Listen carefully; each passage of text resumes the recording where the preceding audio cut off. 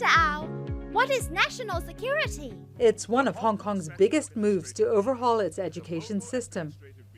With teaching material that includes animation to help younger children, the new national security education curriculum brings Hong Kong classrooms in line with the communist-controlled schools of mainland China. Teachers will be forced to teach students as young as 6 about secession, subversion, and foreign interference. We are talking about helping students to develop a sense of national identity, being a national citizen, and they have to develop a sense of taking up the responsibility to protect our country.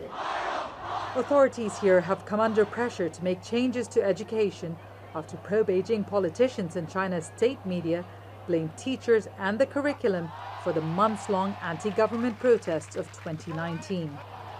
The majority of the frontline protesters were university and high school students. The prolonged demonstrations were also the basis for the wide-ranging national security law imposed by Beijing in July. Until recently, the target of the law had been opposition leaders, protesters, and activists.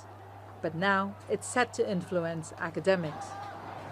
Teachers of subjects such as biology, geography, general studies, and even music will need to incorporate national security in topics taught in class. In the past, people can express themselves very freely, do not need to be afraid of any consequence. But now the situation changed.